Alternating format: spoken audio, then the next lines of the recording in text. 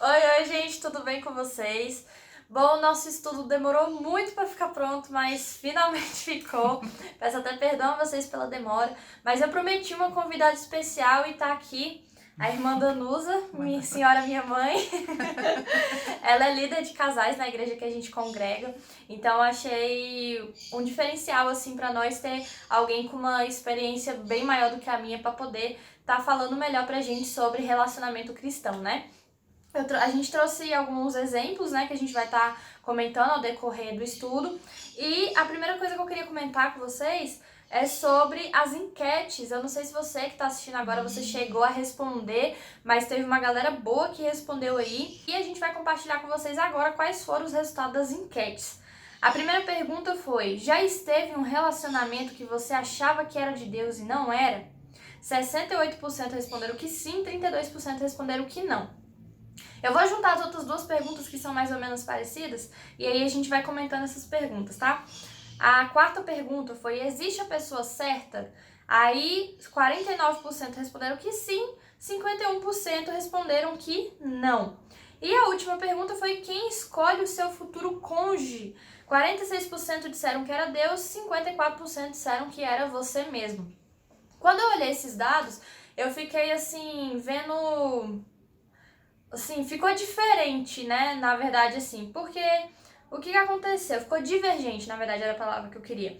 Porque se eu digo que 68 pessoas dizem que já estiveram em um relacionamento que achava que era de Deus não eram, e essas mesmas 68% de pessoas dizem depois que não existe a pessoa certa, ou que quem escolhe seu futuro cônjuge é você, então ficou meio contraditório, né? O que a senhora acha disso? Pois é, Isabela, dentro do que você colocou dessa pesquisa, eu acredito que... Por que diverge muito? Porque relacionamento, muitas pessoas elas podem achar assim, não, eu sou casada, mas eu que escolhi com quem eu deveria me relacionar. Outras não, podem até ter outras experiências diferentes, dizer, não, eu... Não foi eu que escolhi o meu esposo, mas eu coloquei diante de oração, aos pés do Senhor, consagrei e tal, e o Senhor me mostrou quem deveria ser o meu esposo. Outros vão dizer também assim, eu nem tive essa oportunidade, porque na verdade eu não conhecia o Senhor, me casei, nem sabia o que era casamento, princípios, nem nada, casei, mas não entendia nada disso, e hoje é que eu conheço ao Senhor e não sabe, né? Então, na verdade, o que eu quero colocar para vocês é o seguinte, que a nossa escolha da pessoa com que nós nos relacionamos, se é de Deus ou não, ou é por nossa própria decisão, ela vai depender muito do grau de relacionamento que você tem com Deus. Porque, como é que isso acontece? Se eu sou uma pessoa que busca ter uma vida de oração, uma busca de conhecimento da palavra de Deus, que ando por princípios. Então, logicamente, que na hora de eu tomar uma decisão, seja, por exemplo, num trabalho novo, eu vou orar, vou pedir ao Senhor para abrir as portas, né, dos céus, para que aquilo que eu estou desejando seja feito conforme a vontade do Senhor. E assim, vários outros tipos de projetos que a gente vem a ter. Uma pessoa que ela realmente ela anda não segundo a sua vontade, mas a de Deus, ela vai fazer isso. Até porque eu entendo muito assim, de que quando a gente entrega a nossa vida pra Deus, a gente não entrega só uma parte, a gente não pode entregar só uma parte. E a parte que eu acho que é mais difícil da gente entregar é as nossas vontades. Sim. Porque a gente precisa ter ali aquele alinhamento com a vontade de Deus e falar realmente assim, não, Deus, eu quero viver o que o Senhor planejou pra mim, eu não quero viver mais o que eu quero pra mim. Inclusive porque a própria palavra de Deus ela vai nos dizer muito isso, né? Que aquele que quer vir após mim, Jesus já nos dizia isso, negue-se a si mesmo, tome a sua cruz e siga-me. Então seguir a Cristo já é sua primeira decisão. E aí é um viver diário de negar a si mesmo, não viver guiado pelos seus desejos, as suas vontades, mas a vontade de Deus. Você submete a sua vontade à de Deus. Então, se você vive uma vida relacional com Deus, então o que vai acontecer? Até no momento que você deseja se relacionar com uma pessoa, ter um namoro com ela, e pensando no casamento, você vai colocar isso diante de Deus. Então, o que vai acontecer? Vai andar essas duas coisas alinhadas, porque você está buscando a vontade de Deus. Você vai ter a oportunidade de conhecer várias pessoas, mas como você é guiado pelo Senhor, não só pelo coração, mas é razão, né? Então, o que você vai fazer? Você vai perceber quando aquilo é ou não é do Senhor para você. O Senhor vai te dar discernimento para isso, né? Sim. E acaba que, por exemplo, eu já vi muita gente, e até eu, por muito tempo, quando eu vi assim, aquele negue-se a si mesmo, a gente só pensa, por exemplo, nos mártires, né? Sim. A gente passa, então carregar minha cruz quer dizer que eu vou entregar meu corpo à morte pra cortarem minha cabeça, pra fazerem isso, eu ser crucificado de cabeça pra baixo. Sendo que o que Jesus estava pedindo era algo tão simples, né?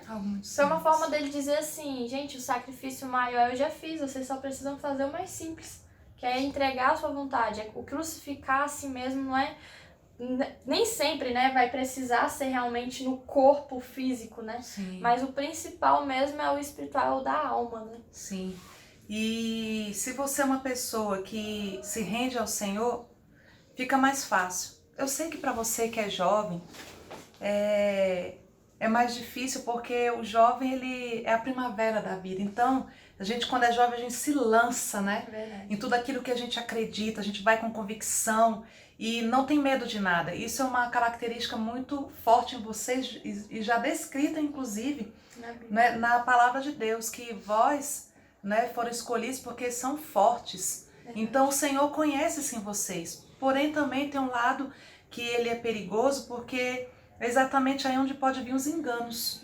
Né? Você pode olhar para uma pessoa e aos seus olhos ela parecer que é algo bom para você, você já coloca aquilo no seu coração e aí já começa a nutrir um sentimento e achar até mesmo que é de Deus porque você está nutrindo sentimento por aquela pessoa. Verdade. Olhando e julgando, né? né? Isso, julgando pela aparência, você acaba criando respostas, não é, de algo que nem foi Deus ainda que te revelou, que te mostrou que é. Não é isso? Uma outra coisa importante para a gente observar é o quê? Que o casamento foi algo instituído por Deus. Então, assim, para a pessoa, por exemplo, que hoje que seja casada e diga assim, mas você está me dizendo então que não é eu que escolho, que é Deus que escolhe. Eu quero dizer o seguinte, que o casamento é algo que foi instituído por Deus. Desde o princípio foi Ele que criou. Um homem e uma mulher para viver uma vida relacional. Foi o Senhor que criou. Então, quando um homem e uma mulher eles se unem, mesmo eles não conhecendo ao Senhor, o Senhor é testemunha desse casamento. Ele é testemunha. E além de ser testemunha, você pode até também me dizer, então se tem que ser a vontade de Deus, então por que eu conheço casais que nem são crentes e eles têm uma vida exemplar, são espelho, por exemplo, para você? É exatamente isso que eu estou te dizendo, porque por mais que esse casal ele não viva dentro de princípios bíblicos, mas ele tem um princípio moral de Deus que está sobre ele, né? Exatamente, então, a gente já nasce com isso, né? Já nasce com isso. Todo ser humano ele já nasce com a lei moral de Deus inscrita, né, no seu coração, porque lá em Gênesis, quando a gente vai olhar, a gente vai ver que Deus ele diz assim, que homem e mulher os criou à sua imagem e semelhança. Então Deus ele tem uma moralidade, o Senhor ele tem um caráter. Sim. E esse caráter ele colocou no homem. Mas aí o que aconteceu? Com o pecado, sim, o homem começou a deturpar essa lei. Mas acaba que a lei básica ali de Deus, por exemplo, você, uma criança, por qualquer que seja, quando ela apronta, você pode nunca ter falado pra ela que ela estava errada. Ela já olha pra sua cara desconfiada. Por quê? Porque a lei moral de Deus que já nasce incutida no homem, né? Sim. E aí vem aquela coisa para vocês hoje. Então, se você, moça ou rapaz, almeja um relacionamento, um futuro casamento abençoado, alinhe a sua vontade à de Deus, para que possas fazer escolhas segundo a vontade dele. Então é isso, você tem sim o poder de escolha? Tem. Mas se ela estiver alinhada à vontade do Senhor, com certeza você vai ter um relacionamento sólido e abençoado pelo Senhor. E é engraçado nessa pergunta, porque ela pode ter duas opções, né? Sim. Ou você realmente escolhe, e aí você também arca com as consequências disso, né? Isso. Ou você escolhe a vontade de Deus, você escolhe a escolha de Deus. É engraçado, isso pra nós. E Isabela, eu conheço até pessoas, né? já da minha idade, com 25, 30 anos de casados, e tem até o testemunho de uma moça que eu conheci, que ela foi criada na igreja, louvava na casa do Senhor, e aí ela conheceu um rapaz. Esse rapaz, na época, ele não era ainda uma pessoa que professava fé, a mesma dela. E aí, o que aconteceu com ela? Ela, na verdade, se apaixonou por aquele rapaz, ele também gostou muito dela, e aí ele acabou aceitando Jesus, né? E foi para a igreja. E ali ela disse que naquele momento ela teve a resposta que ela esperava. Porque para ela, só de ele ter aceitado Jesus, então já era um indício de que o Senhor tinha propósito naquele casamento, né? Sim.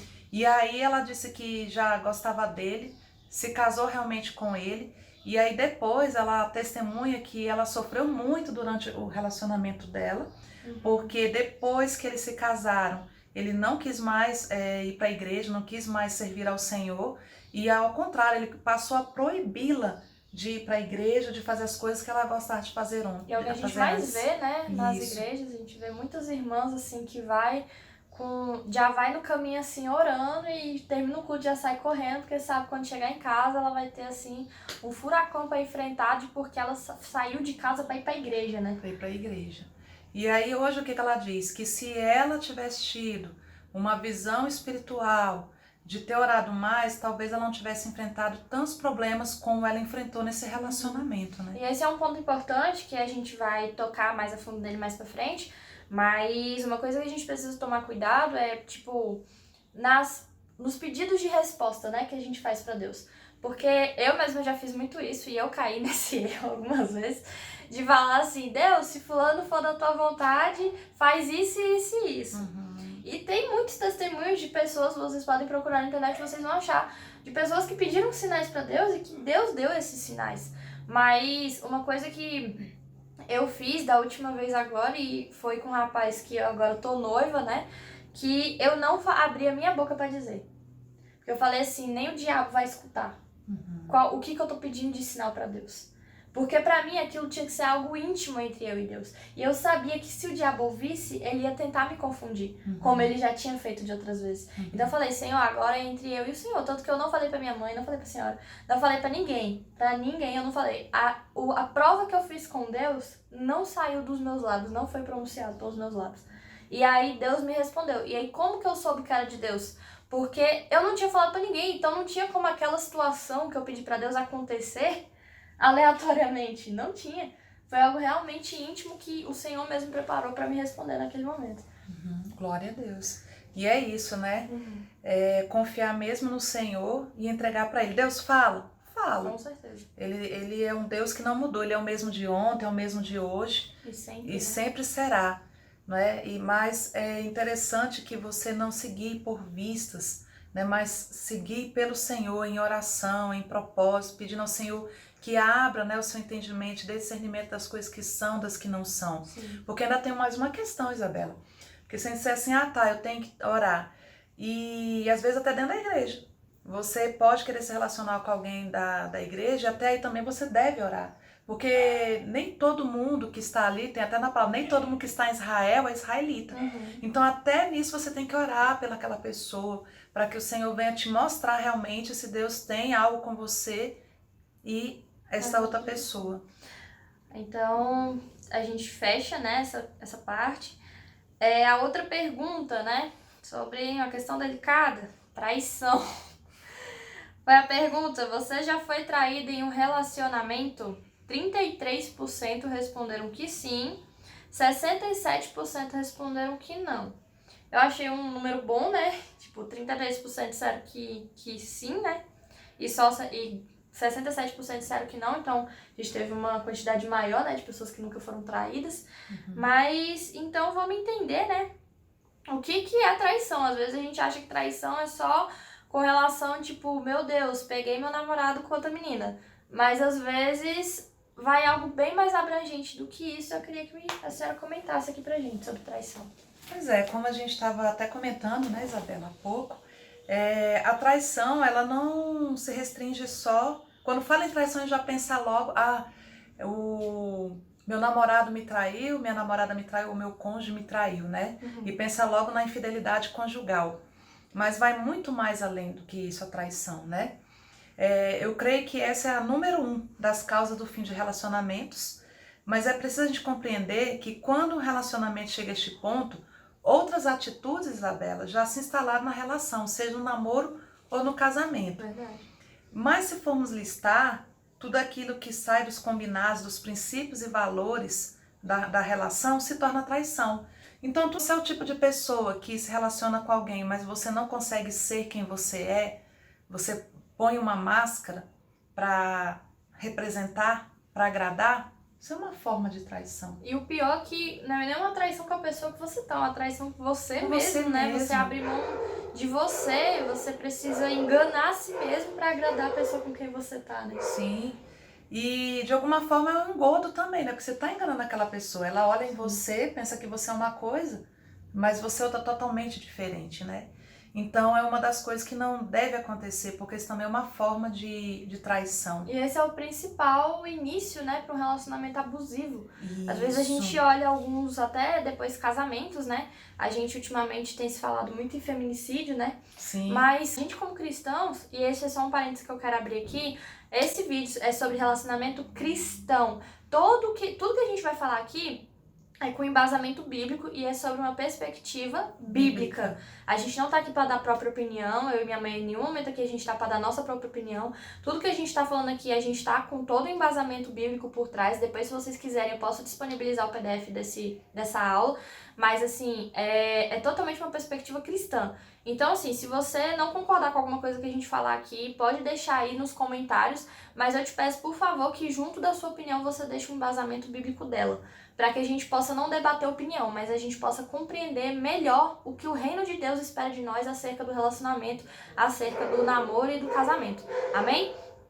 E eu me perdi no que eu tava falando. Foi sobre relacionamento abusivo. Que as pessoas chegam assim, e aí do nada o cara resolve bater na mulher, resolve cortar tudo dela, e eu não consigo acreditar que isso comece, tipo, do nada.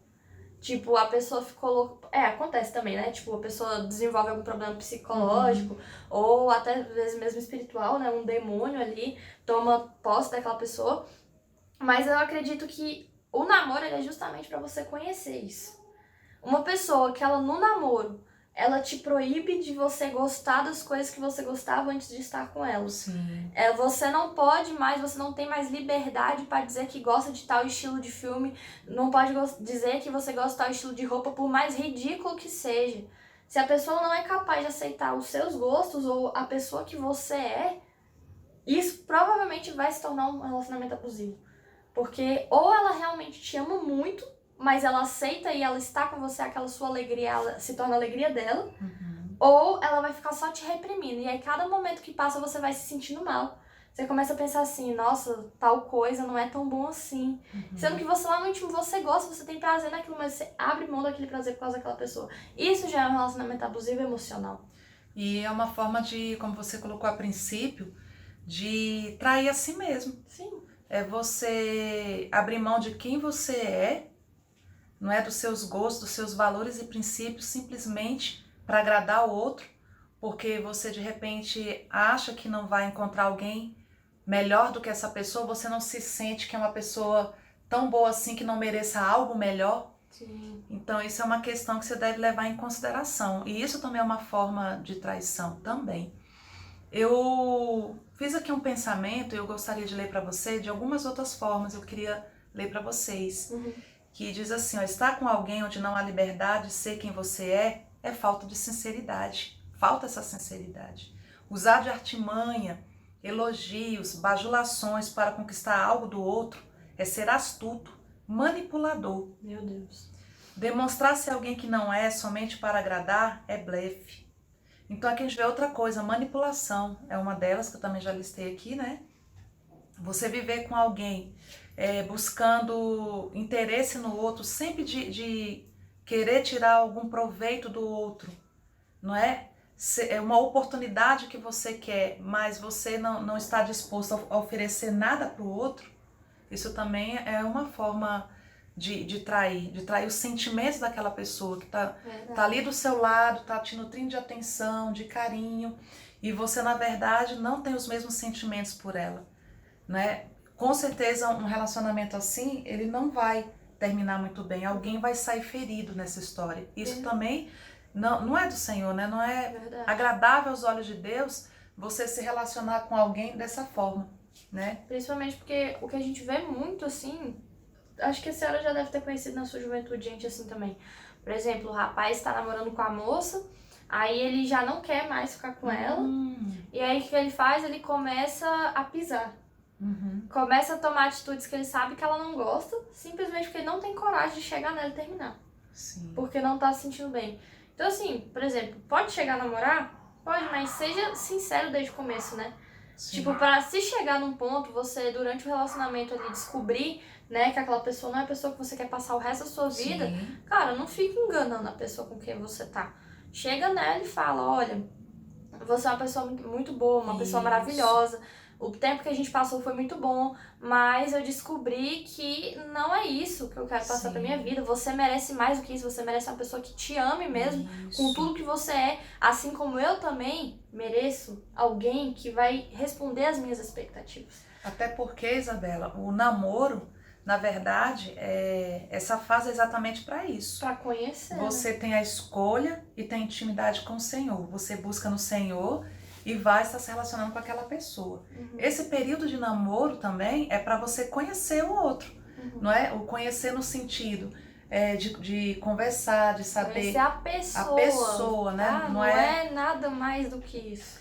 Conhecer a pessoa no sentido de saber os princípios dela, que rege a vida dela, os seus valores, princípios da família, os seus sonhos, projetos. É isso, esse momento é gostoso para esse conhecimento, conhecer um ao outro e saber realmente se é isso que você quer, se é essa pessoa que você está se relacionando, é a pessoa que você quer viver a vida inteira, né? E aí algo que é importante a gente pontuar aqui é que, assim, você entrar num namoro e você acabar terminando, gente, não é pecado, você não vai pro inferno por causa disso, mas o que a gente recomenda, isso agora é uma recomendação nossa, que você não precise ficar namorando 20 pessoas aí pra você ficar descobrindo quem é que você vai casar. Quem é que você vai casar, verdade. Entendeu? Tipo assim, se você... Gente, um relacionamento, mexer com sentimento é uma coisa tão séria. Sim. Porque a gente vê hoje muita gente desequilibrada, namoros que acabam em morte.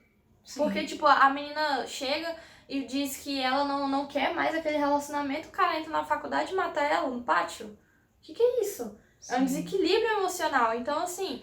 O ideal é que você ore bastante pra entrar no relacionamento e que seja prazeroso você poder chegar daqui a 20, 30 anos e dizer essa pessoa foi a única com quem eu me relacionei. E eu não escolheria ninguém além dela. Isso. Porque o mundo hoje tá pregando o quê? Faz o test drive aí, em geral, o que for melhor você pega, né? Mas, gente, não funcionam assim as coisas pra Deus. Porque isso é viver nas suas próprias escolhas. Exatamente. Deus, ele tem um zelo muito grande por nós, né? Quando tá alinhada essa decisão com a vontade de Deus, se torna diferente. Com certeza. Aí nós não vamos passar por essas coisas que nós estamos vendo aí, que a Isabela tá falando dos noticiários, né?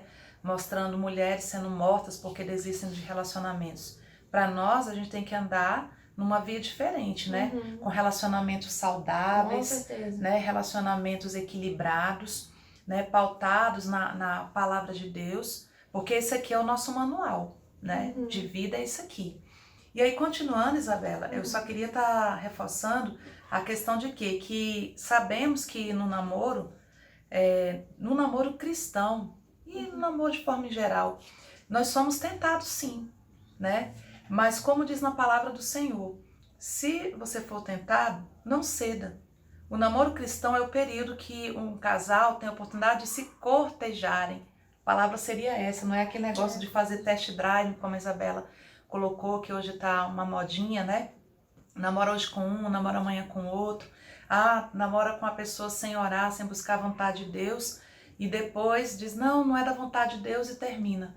Mas em algum momento você realmente buscou saber se era a vontade do Pai. E aí a pessoa chega toda fragmentada, né, no casamento. Isso. Vem cheio de angústias, cheio de pesos traumas de outros emocionais, relacionamentos, né? E isso traz peso no casamento depois. Sim.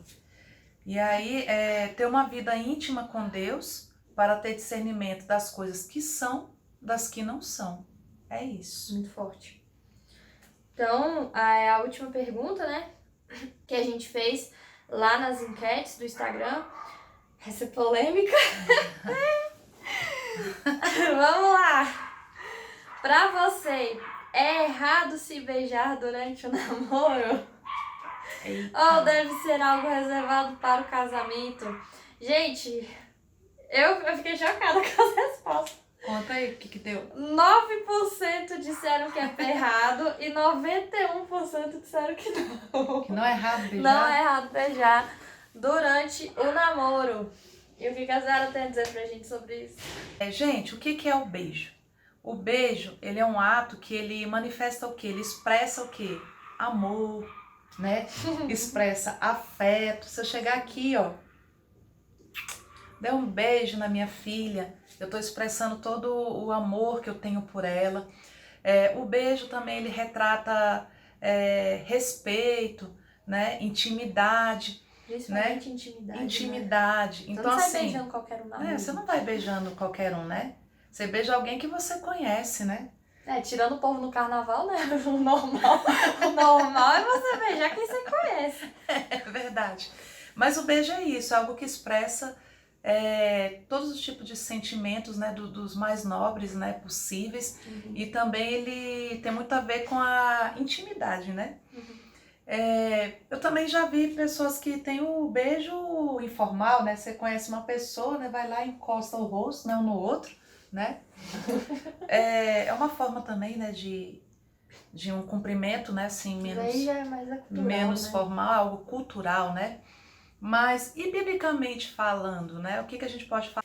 Vamos ver situações na Bíblia que vão falar sobre o beijo, né, Isabela? É uma coisa que eu nunca tinha parado pra prestar atenção na Bíblia, era sobre beijo. Sobre beijo.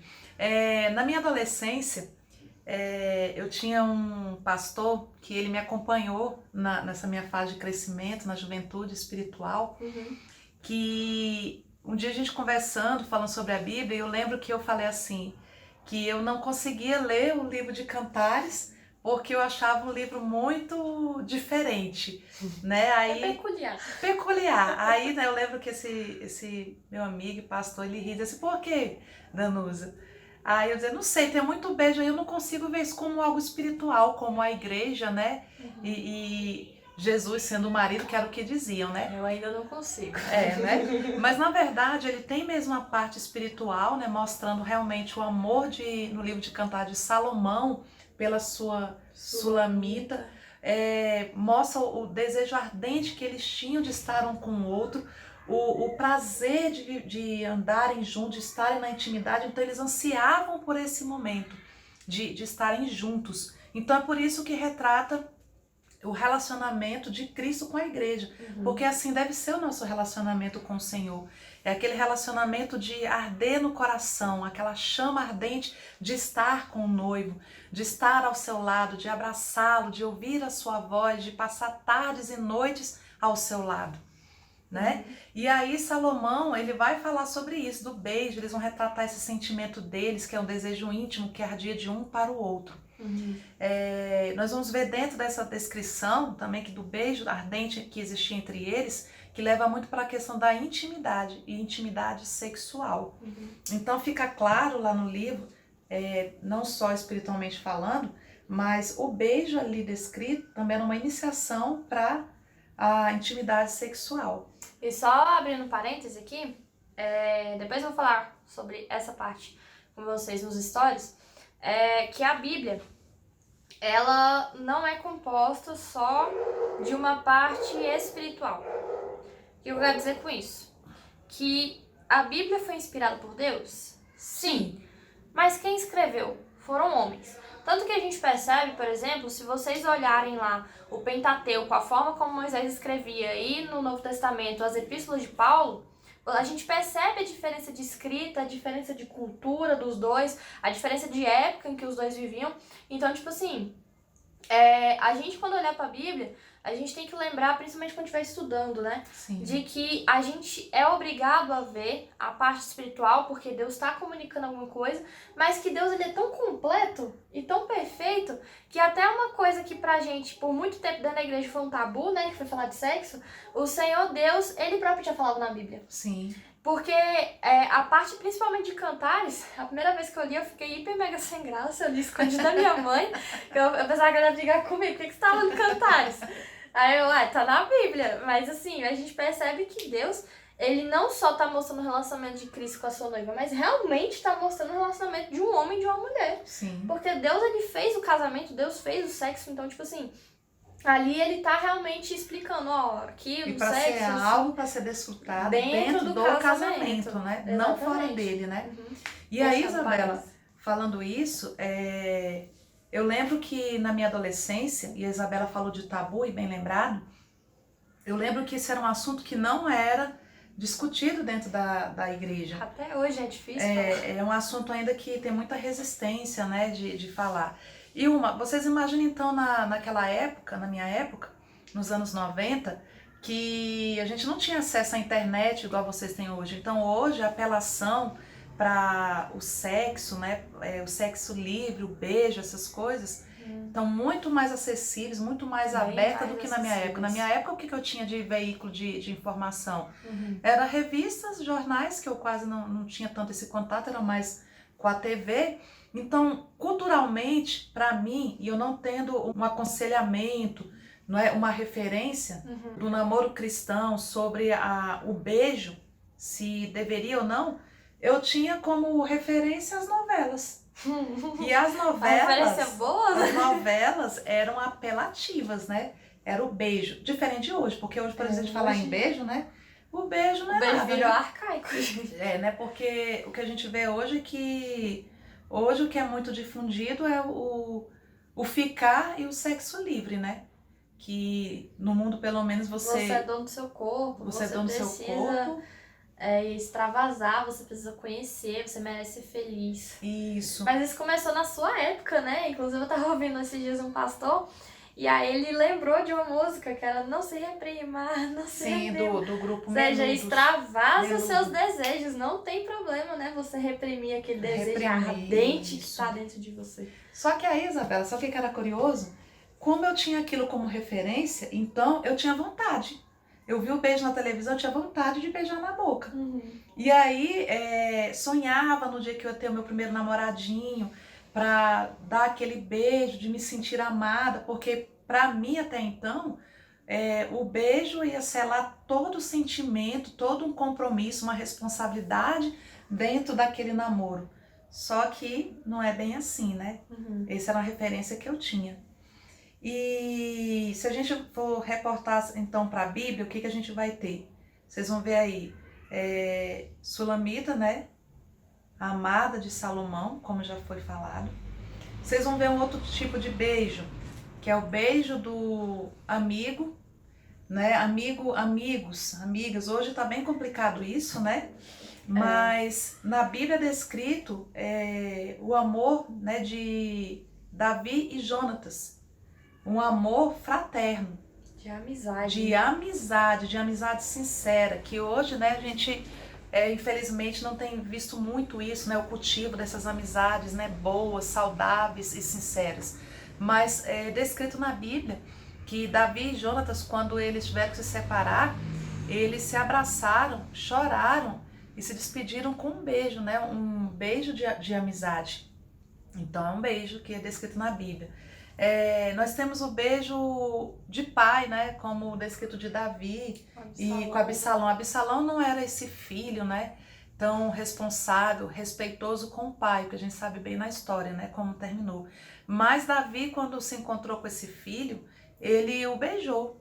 Independente das falhas, né? Dos defeitos daquele filho, mas ele demonstrou amor a ele, né? Por meio de um beijo. E nós temos outra descrição de beijo, Isabela, que é de Eliseu, quando ele foi chamado por Elias para acompanhá-lo e na sua missão. E o que Eliseu disse para Elias?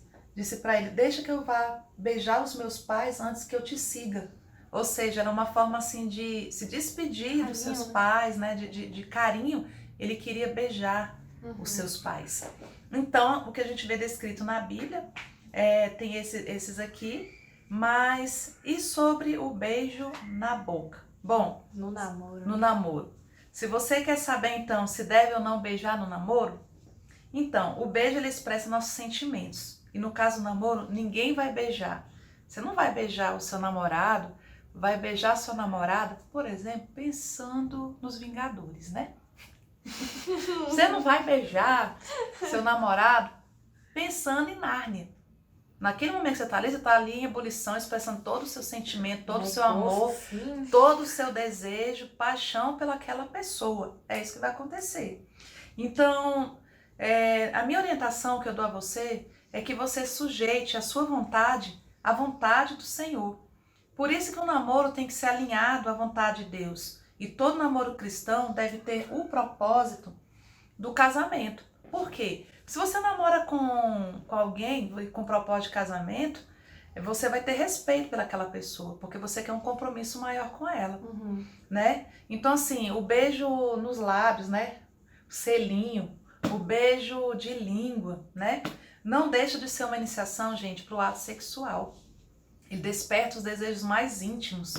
Então, se você deseja ter uma vida de santidade na presença do Senhor, ter um namoro agradável aos olhos de Deus, que te leve numa vida santa até o altar, o casamento, o ideal é que você venha se pensar com muito carinho em se resguardar. Mesmo que porque o namoro não se resume somente num beijo. Era o que eu pensava quando eu era adolescente. Eu achava que beijando, não tô namorando. se eu não tô beijando, eu não tô namorando. Era a visão que eu tinha. E uma visão errada, porque eu não fui orientada nisso, mas você está sendo orientado hoje, entendeu? Eu não tô aqui de forma nenhuma querendo dizer para você colocar critérios do que você deve ou não deve fazer. Você deve ser guiado pelo Espírito Santo de Deus. Sim. Né? É o Espírito Santo que deve te guiar. Mas se você vive uma vida íntima com o Senhor, com certeza você vai buscar ter um relacionamento diferenciado. Até mesmo porque, tipo assim, o beijo em si não é pecado. Não. Mas lascívia é. Sim. E o que é lascívia, né? É todo o desejo, todo o pensamento que vai pro lado da imoralidade sexual. Sim. Então, assim, como minha mãe falou, né? Se você conseguir beijar seu namorado, sua namorada pensando nos Vingadores ou em Nárnia, cara, beija à vontade. Agora, se passar pro outro lado, meu irmão, eu de verdade sugiro que você não faça isso. E aí, gente, só pra não ficar, né, nas nossas próprias palavras, queria ler pra vocês o que tá escrito lá em Provérbios, no capítulo 29, no versículo 11, na versão da BKJ, tá? Tá escrito assim: o insensato expande todas as suas paixões, mas o sábio as reprime e acalma sua alma. E aí a pregação que eu tava ouvindo essa semana sobre esse versículo, ele falava assim que justamente essa questão do expandir todas as suas paixões é fazer o que der na telha. Ele falou nessas palavras. Falando no que é o seguinte, por exemplo, tô namorando, beleza. Se der na telha da gente acabar ultrapassando, aconteceu, né? Mas as coisas não funcionam assim pra Deus. Principalmente porque Deus nos julga pela nossa consciência. E se nós somos conscientes, a Bíblia fala em várias passagens, fujam da imoralidade sexual, e eu vou lá e me caio nisso, a minha consciência vai me condenar diante do Senhor. E aí é mesmo somente mediante o arrependimento verdadeiro, o abandono do pecado, que você pode se tornar limpo e puro novamente. Sim. Né? E em Efésios 5, né, vai dizer que a gente não deve nem mesmo pronunciar a imoralidade. Isso não deve ser nem falado, quanto mais pensado e muito menos ainda praticado, né? Essa questão de entender que não é porque você não teve nenhuma intimidade sexual com uma pessoa que você vai estar se considerando como pura. Pura fisicamente, sim, mas a mente também tem que estar purificada. E se você tem algum problema com isso, que você peça ao Senhor para que Ele venha lavar e redimir a sua mente e o seu coração de todo o pecado, de todos os pensamentos impuros, tudo aquilo que não agrada ao Senhor. Porque se você for com um relacionamento com a mente impura, você vai ser uma presa fácil no relacionamento de cair no pecado. E só pra gente fechar essa parte, em Tiago ele vai dizer que o desejo do pecado, ele leva a praticar. E o praticar, ele vai vai gerar, né, a morte, que ele diz. E aí você pode me perguntar, Isabela, eu não consigo, é algo que é muito forte dentro de mim, e como é que eu faço para controlar isso? Simples, a Bíblia diz, fuja da imoralidade. Ele não diz lute contra ela. O que isso quer dizer? Você não vai, por exemplo, se você tá namorando, você não vai pegar seu namorado e vai ficar junto com ele sozinho. Se isso é algo que vai te fazer afluir essas coisas. E a palavra de Deus, ela nos diz, né, que a gente deve estar em constância, vigilância. Vigilância. Vigiai e orai. Então, assim, nesse período que vocês vivem, jovens cristãos, no namoro, é preciso, requer muita oração, né? E antes mesmo, vigilância, precisa vigiar. Se você, por exemplo, os filmes, né, você tem assistido, são muito apelativos, cara, troca o entretenimento, vai para um jogo, vai ler a Bíblia, a melhor coisa que tem é você parar e ler a Bíblia, foge mesmo assim, pede ao Senhor para te dar forças e para de assistir esse tipo de filme. Se você tá assistindo um filme com a sua família, aparece uma cena dessa, cara, seja igual uma criança, tampa os olhos e os ouvidos e não queira ouvir, não queira compactuar com aquilo. Fuja, né? Fuja, a palavra é fugir, não é pra lutar, é pra fugir. Fugir da aparência do mal. Exatamente. Né? Tudo aquilo que vai contaminar os seus olhos, a sua mente. É só não alimentar esses desejos e eu garanto pra você que você vai ter vitória nisso. Eu ouvido muito essa semana sobre o poder da decisão. Isso. A partir do momento que você decide verdadeiramente entregar suas vontades ao Senhor, você não quer mais fazer algo que vai desagradar a Deus. Então, se você sabe que aquela lascívia, que são os pensamentos, está desagradando a Deus, ou até mesmo o ato, né, da prostituição está desagradando a Deus, cara, se arrepende, pede perdão a Deus e abandona. E a gente tem pedido muito ao Senhor para nos fortalecer, para que a gente não venha ser motivo de escândalo, né? E só para entender também que tudo é na vontade do Senhor. Tudo na vontade do Senhor. Toda a nossa vida ela tem que ser guiada pelo Espírito, Senhor, né? Pelo Espírito Santo. Eu digo para vocês, não existe coisa melhor do que você encontrar com a pessoa que você ama e tudo que você querer é conversar com ela. Tudo que você querer saber é o que ela pensa, o que ela gosta, como que foi o dia dela. Não tem coisa melhor, porque isso às vezes tira a intimidade do namoro. Sim. Eu conheço pessoas assim que casam e que não sabem com quem tá casando. Por quê? Porque passou o namoro todinho se agarrando. As motivações erradas. As motivações namoro, erradas, né? aí, por exemplo, até crente, né? Tipo, não vamos extrapolar, né? Aí só se beija, mas também. E aí você perde, que foi igual aquilo que a gente estava falando há pouco, né? Que o namoro, ele é uma parte importante do relacionamento, que não é só beijo. Tem muitas outras coisas, né? A principal parte, né, que é do conhecer. É do conhecer o outro, né? Saber gostos, projetos, sonhos, manias que um e outro tem. Tudo isso, né? Tem que ser levado em conta no relacionamento a dois, né? No namoro. Aí a pessoa, por exemplo, ela passa o namoro todo se agarrando, não conhece, chega no casamento correndo porque tá pensando em outras coisas, né? E aí quando vê que também o casamento não é só sexo, né? Do mesmo jeito que o namoro não é só beijo, e aí não conhece a pessoa, aí se assusta. Já toma aquele baque de, uai, você tá agindo assim, você é assim. Sabe o que acontece? Vai vir as crises, né? Os conflitos no relacionamento, aquela chamada crise dos 7 anos, né? Porque exatamente um dos motivos, não vou dizer que é só, mas um dos motivos é exatamente esse, porque não houve um namoro onde foi cultivado esse relacionamento, né? De amizade, né? Um com o outro. E aí, depois que casam, vão aprender isso dentro do casamento, né? As duras penas. As duras penas mesmo. E aí, gente, pra fechar, eu só queria trazer aqui uns exemplos de... Então, a gente falou aqui basicamente o que não é o relacionamento cristão, né? Isso. Basicamente, a gente falou o que não é o relacionamento cristão. Mas eu acredito, particularmente, minha mãe também, de que todas as respostas a gente encontra na Bíblia. Então, lembra que a gente falou sobre cantares, né? Até o tipo de resposta que a gente encontra na Bíblia, a gente encontra de tudo na Bíblia. E aí, um exemplo que eu quero trazer é o de Isaac e Rebeca. Ele fica em Gênesis capítulo 24, e eu tava estudando esse capítulo, e eu trouxe algumas lições, eu vou pincelar rapidamente aqui elas pra gente não perder muito tempo. Que a primeira recomendação, né? A recomendação de uma mulher para Isaac era do pai dele. isso remete muito a princípio, né? Princípio Sim. de autoridade. O seu pai, a sua mãe, sendo crente ou não sendo, ele é autoridade sobre a sua vida. Se não fosse, não tinha mandamento com promessa, né? Sim. E isso é muito sério, porque às vezes, o que que acontece? Você se relaciona com alguém e a sua mãe, ela dá contra, ou seu pai.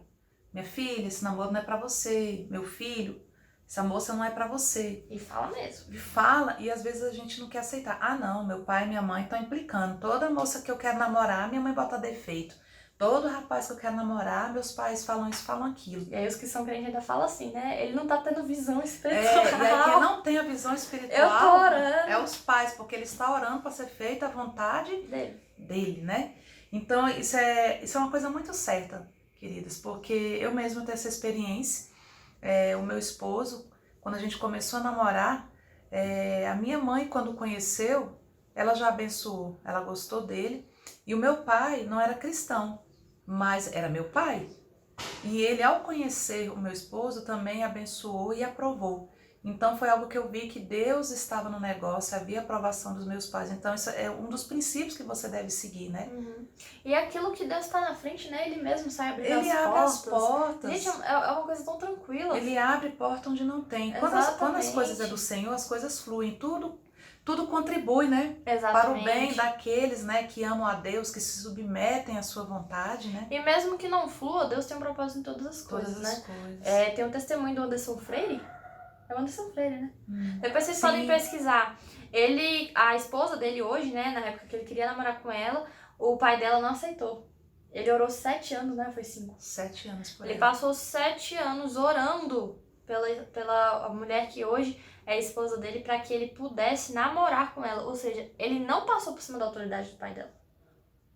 Ele foi orar, ele respeitou. E se respeitar esse princípio de deixar tudo no tempo de Deus foi importante, até na história que a Isabela está contando, esse testemunho, porque o Anderson, na verdade, ele foi crescer, né, como pessoa, Foi virar homem, né? profissionalmente. E aí sim, quando o pai dela viu que ele realmente estava maduro e estava à altura do que ele almejava para a filha dele, então sim, ele abençoou. Então isso foi um tempo bom para que houvesse crescimento naquela relação, até mesmo para ele ter certeza que era aquilo que ele queria, que era aquela moça que ele queria para casar. E com certeza eu acredito, tipo, por ele ter respeitado, né, e ter se disposto mesmo a fazer a vontade de Deus, eu acredito que o Senhor o tempo todo ali estava dando ânimo para ele, né? Sim. Testificando de que aquela era a mulher que o Senhor tinha escolhido para ele. E ele se alinhou tanto à vontade de Deus que ele poderia muito bem ter ido namorar outras meninas. Mas não, ele ficou quietinho orando pela mulher que ele queria, pela mulher que o Senhor queria para ele. O segundo ponto, que foi uma recomendação de Abraão, né, acerca da mulher de Isaac, é que não era para Isaac buscar uma mulher que não fosse dentro dos seus parentes. E isso a gente entra numa parte, que esse é um spoiler que eu vou dar aqui. Nosso próximo estudo vai ser sobre identidade, que foi um dos temas que vocês sugeriram. Antes de entrar em outros temas, eu vou primeiro terminar todos os temas que vocês sugeriram pra gente. E aí, eu acredito que existe uma genealogia que ela parte do céu. E a gente percebe muito isso como Deus fez Adão e Eva, beleza, eles pecaram. Mas a genealogia que Deus escolheu primeiro foi a de Sete. Depois, lá na frente, Deus escolheu a de Noé. Depois, dentro de Noé, ele escolheu Sem. E aí a gente vai andando até que chega em Abraão. Abraão tem 2 filhos, Ismael e Isaac. E a genealogia que o Senhor partiu Israel foi de quem? De Isaac. Então eu acredito que existe um DNA mesmo, uma genética que parte do céu, que faz com que a gente seja chamado povo, né? E então eu vejo aqui, por exemplo, quando Abraão fala, não é para escolher uma mulher para o meu filho, que não seja dentro dos meus parentes, ele estava dizendo, não é para escolher ninguém que seja de fora da genealogia que parte de Deus. E aí ele foi lá e viu Rebeca, né, para Isaac. O terceiro ponto, que dá para ver no verso 8. Se a senhora puder abrir aí, mãe. Gênesis 24, 8. E aí, Isabela, dentro disso você falou de parentes, a gente vai então, o que a gente pode falar isso para os nossos dias? Tem até uma música que ela é até engraçada.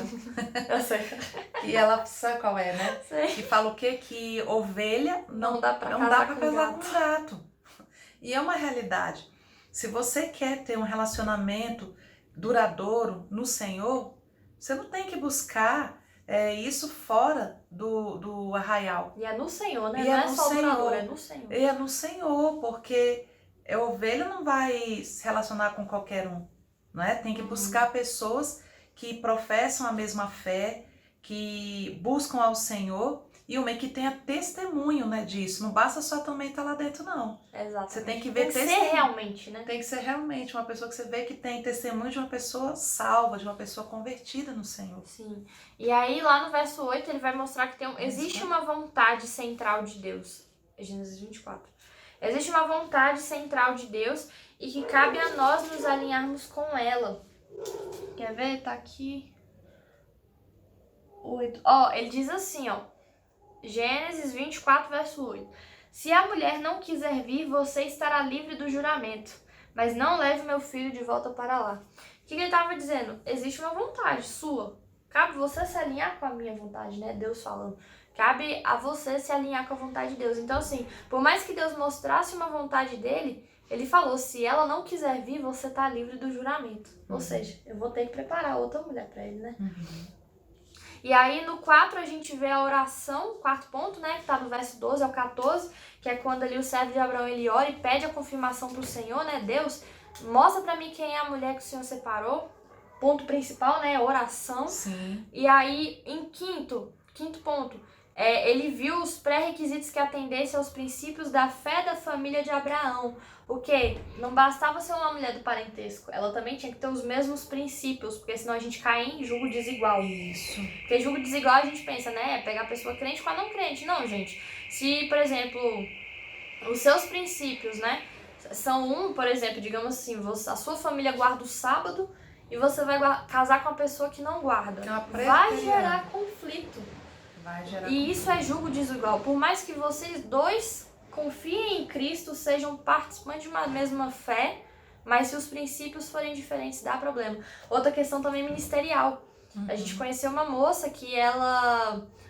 o ministério que Deus tem com ela é itinerante, ela canta, e aí a gente brincava com ela, né? Nossa, vai casar com um pastor. E ela dizia, eu não quero casar com um pastor para ficar dentro de uma igreja, porque o meu ministério é itinerante. Isso era bem interessante, a visão que ela tinha, né? De perceber Exatamente. que ela para casar com alguém, tinha que ser alguém que tivesse algo comum com ela. E reconhecer o ministério dela. Ministério comum, né? Ministério comum e andar junto com ela. Para juntar e não espalhar. Isso. Em sexto ponto, né? A observação para confirmação se era esta ou não a vontade de Deus. Ou seja, ele não somente orou, mas ele também observou se os princípios dela eram o mesmo, então aquilo era um pré-requisito até mesmo para ele prosseguir com a oração, né? E o segundo, ele observou se Deus realmente estava confirmando a oração dele. Porque qual que foi a oração dele? Senhor, se ela pegar água, der pra mim, der pros meus camelos, eu vou saber que essa foi a mulher que o Senhor preparou. Mas já pensou se chegasse uma mulher aleatória lá, desse água pra ele e fosse embora? Ele poderia dizer, eu pedi água, não completou tudo, né? Mas ela fez metade. Ele ia levar a mulher errada pra Isaac. Aí, em sétimo, né? Teve a confirmação, ela fez exatamente aquilo que ele tinha pedido pra Deus.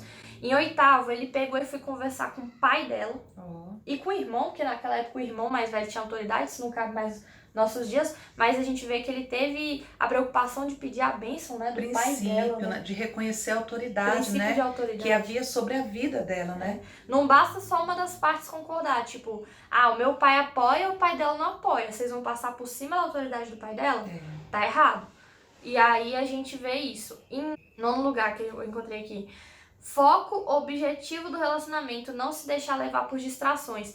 No momento que ele falou, né, pro pai dela que ia levar ela pra Isaac, aí o pai dela pediu, não, fica aqui mais um tempo, fica aqui mais um pouco, só pra gente passar mais um tempo com ela. Aí ele pegou e fala, não posso. E você já reparou, Isabela? Isso já deve ter acontecido com você também. Você tá sozinha, você tá orando, você tá buscando ao Senhor, às vezes não tá nem pensando, né, em relacionamento nenhum. Aí de repente você começa a namorar com alguém, tá ali no namoro, com propósito e tal. Você reparou que começa a chover de gente? Brota, não sei da onde. Aí é um monte de rapaz que tá interessado em você, que quer te cortejar, né? Às vezes a gente não entende o que é isso.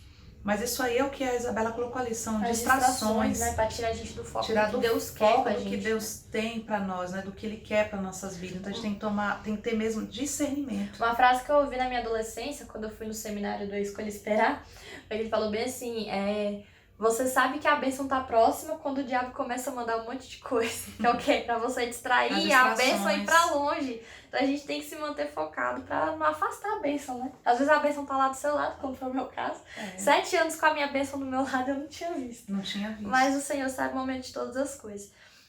A 10ª lição, né? Que Isaac encontrou Rebeca enquanto ele estava em oração. A Bíblia vai dizer que enquanto o servo foi lá, quando ele estava chegando, onde é que estava Isaac?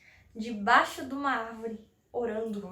Ele estava ali contemplando os céus, ele estava contemplando a glória de Deus. E ele estava em oração. Ele não estava vadiando, ele estava aguardando mesmo aquilo que Deus tinha. E outra coisa, não estava ansioso não. Não estava ansioso. Sabia que alguém tinha saído, né? Partido para ir em busca de uma noiva para ele. Mas nem por isso ele ficou ansioso, ele estava em oração. E o engraçado disso é que ele já tinha 30 anos, né? 30 anos. Nisso, a gente não deve andar ansioso por coisa alguma, não fiquem ansiosos. Uma coisa que eu digo para vocês é aquela palavra que nos diz, buscai primeiro o reino de Deus e a sua justiça, e as demais coisas vos serão acrescentadas. No momento que você está buscando ao Senhor, que você se dedica a Ele, está fazendo a vontade dEle, está fazendo a obra, está ganhando almas, está se dedicando de corpo e alma na oração, no jejum, no conhecer a Deus, na palavra, Deus está trabalhando por você. E aquilo que é uma necessidade, Ele conhece muito bem. Sim. E no momento certo, Ele chegará até você. Sim. A bênção tão esperada. E é uma coisa interessante, né, que eu vi falando bem assim, se você buscar a Deus e a pessoa que você está orando também estiver buscando a Deus, vocês vão se encontrar no centro da vontade de Deus. Centro da vontade de Deus. Acho muito interessante. E aí, Isabela, eu queria colocar rapidamente um testemunho meu. Eu conheci o meu esposo, Moisés, eu tinha 15 anos. E nós nos conhecemos no congresso de carnaval. E o interessante é que nesse dia eu tinha sido escalada para ficar na recepção do culto. E era assim, uma multidão de jovens que estavam ali. Mas Deus conhecia o meu coração, que eu não tinha ido ali naquele lugar, porque eu estava atrás de namoro, atrás de me relacionar com ninguém. Mesmo porque para eu ter ido lá, foi debaixo de oração, porque o meu pai não era cristão, né? E nem queria deixar eu ir naquele congresso. E eu lembro que naquela época que eu arrumei a minha mala, com as minhas roupas, coloquei debaixo da cama e falei, é pela fé, eu vou naquele congresso. E o Senhor, eu vi naquele dia que Ele me honrou. Eu fui, meu pai me deixou 3 dias sem participar e eu ainda ali, pela fé, dizer que eu ia aparecer naquele congresso. E aí, quando foi no penúltimo dia, meu pai me permitiu ir, eu fui nesse congresso. Quando eu cheguei lá, eu fiquei escalada para ficar na porta central, que era a porta onde as jovens, né, gostariam de ficar, que era o lugar onde tinha maior fluxo, né, de jovens, né, para recepcionar. E ali na hora foi um embate. Elas, não, essa porta aqui é minha, eu que vou ficar aqui. E aí na hora eu disse assim, não, tudo bem, você quer ficar aqui na porta central? Fique aí, eu vou para a lateral. E eu costumo dizer que essa porta, eu chamo ela de Porta Formosa. Há uns 2 anos atrás, 3 anos atrás, eu levei a Isabela e o Daniel na igreja que eu conheci o Moisés, para eles conhecerem onde foi a minha Porta Formosa. Lá naquele lugar eu estava, a igreja foi lotando, enchendo de jovens, o poder de Deus caindo dentro da igreja e não cabia mais ninguém lá dentro. E aí, de repente, ficou do meu lado aquele jovem de 17 anos, que também de uma forma bem novinho ali, eu com 15, ele 17, ele olhou para mim e ainda me perguntou, irmã, você quer que eu te ajude a colocar os irmãos para dentro? E aí eu falei, sim, eu quero. E ali ele, num compromisso com o Senhor, foi me ajudar. Dali nós nos tornamos amigos, trocamos telefones.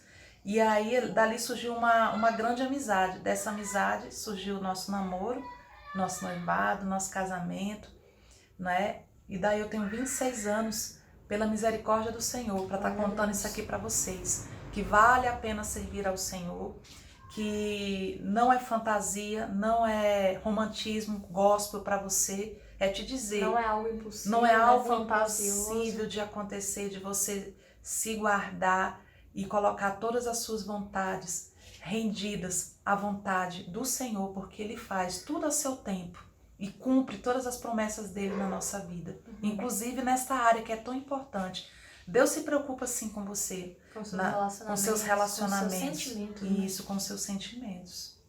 Aí a última lição que a gente tira da história de Isaac e Rebeca é que o que Rebeca fez quando ela encontrou Isaac, né? Ela se cobriu. Ela se cobriu. Ela perguntou, quem é aquele jovem que tá vindo ali? Aí, é o teu prometido. Ela pegou se cobriu, porque eu acredito assim que foi uma forma dela se preservar.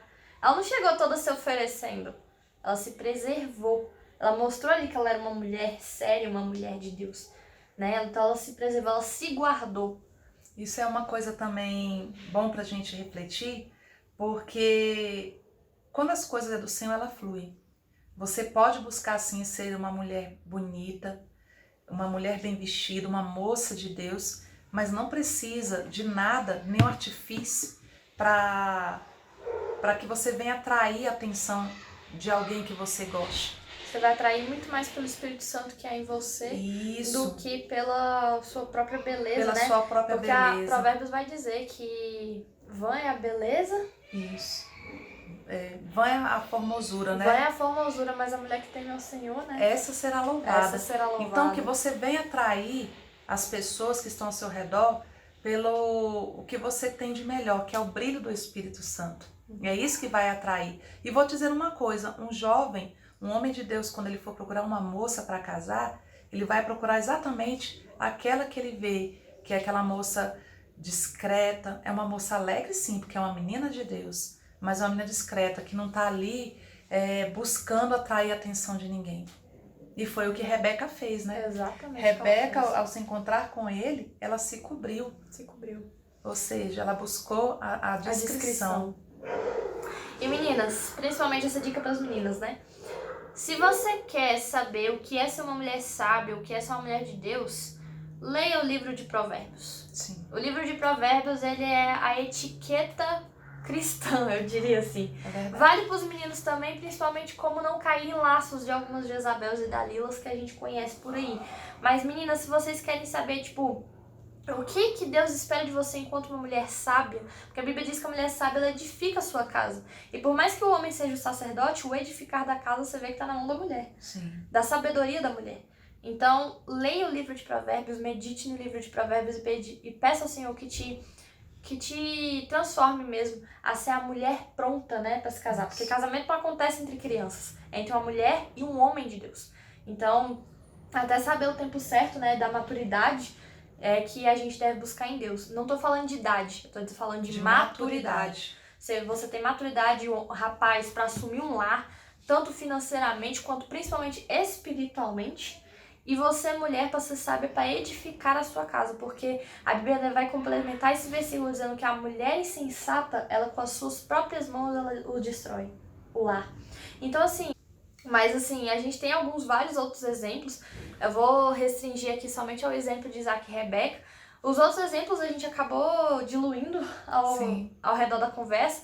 A gente tinha aqui Esaú e Jacó, por exemplo, que Esaú, ele casou com 2 mulheres hititas que não eram do povo dele, e a Bíblia faz questão de dizer que essa foi a amargura da vida de Isaac e Rebeca. E aí depois ele, para consertar, foi lá e casou com uma mulher ismaelita. Aí você pode pensar, eu acredito que ele pensou assim, agora eu vou agradar meus pais, né? Porque Ismael também é descendente de Abraão. Mas é o que a gente vê dentro do contexto de igreja, né? Que foi o que a gente já comentou, que nem todo que está em Israel é israelita. Ou seja, não basta ser da descendência de Abraão, tem que ser da descendência prometida do Senhor. Amém. Da parte da genealogia que provém de Deus. Glória a Deus. A gente tem ali Jacó, que se deixou conquistar tanto pela beleza de Raquel, que ele não percebeu que ela era uma mulher rixosa e uma mulher idólatra. Enquanto Lia estava ali chorando por ele, casada já com ele, implorando pelo amor dele, ele estava ali louco e apaixonado por uma mulher que era idólatra, que era rixosa. E assim também Davi. No momento ele teve várias mulheres, né? No tempo dele isso ainda era permitido para os reis, né? Mas a gente percebe que qual foi o pior momento da vida de Davi? Qual foi a queda da vida de Davi? No relacionamento, na parte sentimental, na parte da carne. Porque no momento que ele estava sem nada para fazer, sem nada na cabeça, foi a hora que ele caiu. Por isso que a gente fala para vocês sobre distração. Falamos para vocês sobre fugir da imoralidade, sobre buscar realmente o Senhor de apogeu, manter a cabeça cheia. Porque o momento da queda de Davi foi o momento que ele deixou a cabeça vazia, que foi a oficina do diabo, né? E aí tem mais. A gente sabe que na história de Davi ele se arrependeu dos seus pecados. Ele se arrependeu, chorou amargamente. Foi para a presença do Senhor e ele foi perdoado. Só que a gente não pode esquecer, nós recebemos sim o perdão de Deus quando nós nos arrependemos. Mas não pode esquecer que vem as consequências, né, dos nossos erros. Então, se a gente hoje está sendo ensinado, não é, pela palavra de Deus, que a gente venha colocar isso em prática, para que a gente não venha, né, passar por essas consequências, né, precisar. Isso, né, gente? Porque o verdadeiro sábio, Isabela, na verdade, não é aquele que aprende errando. Sim, ele aprende também. Sim. Mas o verdadeiro sábio é aquele que aprende com os erros dos outros. Exatamente. Por que vocês acham que na Bíblia conta essas histórias de homens que caíram, que pecaram, mas não que é desnudar alcançaram eles, né? a misericórdia do Senhor? Não foi para desnudá-los, como a Isabela colocou, mas foi para mostrar que nós somos falhos, mas que nós temos um Deus maravilhoso. E olhando os exemplos deles, a gente vai fazer diferente, buscar no Senhor força para resistir às tentações. E que em meio às provações a gente possa ser aprovado pelo Senhor, né? E ter relacionamentos saudáveis, né? Na presença do Senhor. Exatamente. E que possamos viver uma vida plena, né? Nesse Deus tão poderoso. E só para fechar ainda essa parte de Davi, que você pode olhar para mim e falar, tá, mas o sucessor dele no trono foi Salomão. Sim. E Salomão era filho de Batseba. Aí você pode virar para mim e dizer, mas Deus não transforma a maldição em bênção? Transforma, mas mediante arrependimento. E você percebe, um filho dele foi o sucessor. Porque Deus prometeu para ele que ele ia ter uma promessa com a genealogia de Davi. O reinado dele seria eterno, né? Exatamente. Tanto que a gente vê que Jesus veio da descendência de Davi. Para reinar eternamente. Mas assim, o que a gente vê dos outros filhos dele? Aminon estuprou a própria irmã, Tamar. Absalão tentou usurpar o trono e morreu pendurado pelos cabelos. Sim. Então, assim, quantos problemas, né, que ele atribuiu sobre si? Deus transformou a maldição em bênção, transformou, mas depois de muito choro. Sim. Então, assim, é isso que você quer pra sua vida? Você vai realmente ficar se jogando no erro, se jogando, esperando as consequências, pensando, Deus vai transformar a maldição em bênção. Pra que você vai esperar a maldição se tornar bênção, se você pode correr atrás da bênção diretamente? Você não precisa passar por isso. Então, assim, se você tá namorando com alguém, e eu falo isso pra você, assim, com a autoridade do Espírito Santo, que eu creio que nós, como igreja, nós temos essa autoridade. Se você tá namorando com alguém que te afasta de Deus, essa pessoa não é de Deus. Se você tá namorando alguém que não professa a mesma fé que você e não é igreja como você é, essa pessoa não provém de Deus. Se você tá com alguém que ela quer que você fira princípios, que ela quer que você realmente abra mão daquilo que você sempre pensou, abra mão de quem você é em Deus, essa pessoa não provém de Deus pra você. Então, se você tinha alguma dúvida, cara, Deus tá sanando essa dúvida pra você. Agora você só vai continuar no erro, você só vai continuar realmente atrás dessa maldição, esperando que ela se torne bênção, se você quiser. Agora é que entra a parte da decisão. Sim, a escolha é sua, A escolha é sua. O que você vai fazer com os seus sentimentos? Você vai entregar pra Deus ou você vai entregar pro primeiro que aparecer? Amém? Então, realmente, essa é a reflexão que a gente queria deixar pra você. A gente quer realmente preservar a nossa geração. A gente tem uma geração muito conturbada, depressiva, que tá ali com tantos distúrbios de comportamento, de emoções, justamente, principalmente por essa questão de relacionamento. Porque desde os anos 90, né, eles vêm trazendo, você é dono do seu próprio corpo, você faz o que você quiser. E quantos sentimentos fracionados que a gente tá tendo por aí, né? E aí eu queria pra gente encerrar, minha mãe fizesse aqui uma oração por todos nós, né, pelos nossos corações, que Deus nos preze integridade, né, diante da presença do Senhor. E te agradecer, mãe, por esse tempo, pelo empenho. Gente, a gente estudou muito para conseguir trazer esse estudo para vocês e que esse estudo possa te abençoar. Amém. E tá com a senhora agora. Amém. Oremos então ao Senhor, que o Senhor te alcance, que essa palavra venha penetrar no seu coração. Se você tinha alguma dúvida, que nesse dia venha o Espírito Santo ser a luz no seu entendimento, clareando tudo que estava aí escondido, seus dilemas, suas aflições, as dúvidas, que nesse dia todas elas acabem de uma vez por todas e que você possa seguir com o Senhor. Amém. Amém? Oremos então. Senhor, meu Deus, te louvamos, Pai, por essa oportunidade, Senhor, de estarmos ministrando, Senhor, a Tua palavra, Senhor, Cremos, Senhor, que é a Tua palavra, Senhor, que nos ensina, é a Tua palavra, Senhor, que nos exorta, é a Tua palavra, Senhor, que nos dá direção, Senhor. Toma, Senhor, cada ouvinte, Senhor, nesse dia, desta palavra, ó Pai. Senhor, vai trabalhando, Senhor, nos corações, Senhor, de cada um, Senhor. Pai amado, Pai querido, onde tiver, Senhor, raiz de amargura, Senhor, que o Senhor venha trabalhar, Senhor, por algum sentimento, por algum relacionamento, Senhor, mal sucedido, Senhor, por alguma frustração, Senhor, baixa autoestima, Senhor, que o Senhor venha curar, Senhor, todas as feridas, Senhor. Toma nas tuas mãos, vai tirando, Senhor, nesse dia toda a cegueira, Senhor, espiritual. Senhor, dá força, Senhor, para os teus filhos, Senhor, para dizer não, Senhor, aquilo que o Senhor já tem falado aos seus corações, no qual o Senhor não tem propósito, que eles possam se levantar, meu Deus, com desejo, Senhor, com vontade de te agradar e dizer não ao pecado, dizer não a relacionamentos abusivos, dizer não a relacionamentos que os levam ao pecado. Senhor, toma nas tuas mãos, Senhor, cada um deles, Senhor, nesta hora, Pai, é que eu te peço, Senhor, e que no meio, Senhor, de cada um deles, renunciando, Senhor, a si mesmo para fazer a tua vontade, que eles possam ver, Senhor, a tua glória, Senhor, ver o cumprimento, Senhor, da tua palavra sobre a vida de cada um deles, Pai, com relacionamentos bem-sucedidos, com relacionamentos, Senhor, que serão luz, espelho para outras pessoas, mostrando que é possível sim, meu Deus, andar diferente, Senhor, que podemos sim, Senhor, andar, Senhor, na contramão desse mundo, Senhor, sendo, Senhor, pessoas, Senhor, diferentes, Pai. E assim, Senhor, eu te louvo e te agradeço, Senhor, por tudo que o Senhor irá fazer, Senhor, e já está fazendo na vida de cada um deles, Pai. Em nome de Jesus. Amém e amém. Amém. Então é isso, pessoal. Aguardem os próximos e a gente se vê nos stories. Um beijo! Amém.